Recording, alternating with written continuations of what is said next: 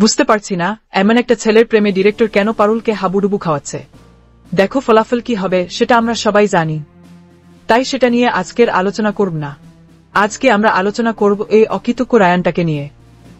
এই ছেলেটা প্রথমত নিজেকে তো সব থেকে বড় হনু মনে করে, মানে সেই একমাত্র সবকিছু পারে, তাই তার কথা মতোই সবাইকে চলতে হবে। যেহেতু পারুল সেটা করে না তাই পারুল খারাপ। দেখো এই জিনিসটা যখন প্রথম হতো তখন এটাকে মানা যেত, কারণ তখন পারুলের সাথে তোমার কোনো বন্ডিং তৈরি হয়নি। কিন্তু এখন তোমাদের যতই মান অভিমান হোক, তোমাদের একটা বন্ডিং তো তৈরি হয়েছে। তোমরা সব সময় একে অপরের বিপদে ছাপিয়ে তো পড়ো। পারুল একটু বেশি পড়ে, তাই হিসাব অনুযায়ী তোমার পারুলের প্রতি একটু বেশি কৃতজ্ঞ থাকা উচিত। তাই তুমি তার পাশে থাকতে নাই পারো, কিন্তু তার মানে এই তো নেই তুমি সব সময় তার সামনে সেই মেয়েটাকে সাপোর্ট করে যাবে যে মেয়েটা একদিন তোমাকে নাকানি চোবানি খাইয়েছিল। তুমি কাঁদতে কাঁদতে পারুলের কাছে সাহায্য চাইতে ছুটেছিলে। আর একটা জিনিস লক্ষ্য করবে, এই ছেলে কথায় কথায় বড় মানসম্মান করে বেড়ায়, অথচ তাকে কে বোঝাবে খেলায় হার জিত থাকে। তাই একটা খেলায় হেরে যাওয়া মানে মানসম্মান চলে যাওয়া নেয়। মানে যখন থেকে পারুল খুরাপা নিয়ে এই প্রতিযোগিতায় অংশগ্রহণ করেছে তখন থেকেই পারুল যতবারই পারফর্ম করতে যায় তখনই ওই ছেলেটা এমন সব কথাগুলো বলে যেগুলো কোনো মতেই একটা ভদ্র ছেলে বলতে পারে না। মানে তুমি একদিকে সবাইকে দেখানোর জন্য বন্ধুরা যখন পারুলকে নিয়ে কিছু বলছে তখন প্রতিবাদ করছো, কিন্তু উল্টে তুমি নিজেই মনে মনে পারুলের জন্য লজ্জা পাচ্ছ। মানে এইরকম দুমুখো জিনিস কিভাবে চলবে ভাই? আর রাইটার ডিরেক্টরকেও বলি হারি, প্রথমে দেখানো হলো পারুল সব থেকে স্ট্রং, পারুল সবার থেকে আলাদা, কিন্তু এখন দেখো পারুলকে কেমন যেন দুর্বল করে ওই ফালতু ছেলেটার প্রেমে হাবুডুবু খাওয়ানো হচ্ছে। আর ওই ছেলে কি সুন্দরভাবে পারুলকে নিজের মতো করে ব্যবহার করছে।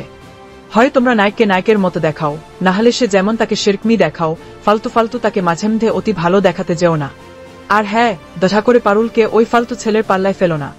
তোমরা যদি নিতান্তি চাও পারুল ও রায়ান এক হোক, তাহলে তোমরা আগে ওই ফালতু ছেলেটাকে মানুষ করো, তাকে আগুনে একটু উল্টে পাল্টে ভালো করে শেখো, তারপর না হয় তাকে পারুলের জীবনে নিয়ে আসো। বাকি তোমরা যদি চাইছো এখনই ছেলেকে ভালো না করতে, তাহলে পারুলের জন্য একটা অন্য নায়ক নিয়ে এসো, ঠিক যেমনটা তোমরা রুকুকে সোজা করার জন্য গোপালের জীবনে নিয়ে এসেছো। বারবার ছেলেরা বাদরামি করবে আর মেয়েরা তাদের পায়ের ধুলো হবে। বিয়ে হয়ে গেছে বলে সব সময় স্বামী করে ছুটতে থাকবে, এটা তো হয় না। অন্ততপক্ষে ওই ছেলেটার মধ্যে একটু কৃতজ্ঞতা বোধের তো উৎপত্তি ঘটাও। সো এই মুহূর্তে আমি এগুলোই বললাম, বলার তো আরো অনেক কিছু আছে, কিন্তু এত সময় নেই, যদি সময় পাই আরো বলবো অন্যদিন।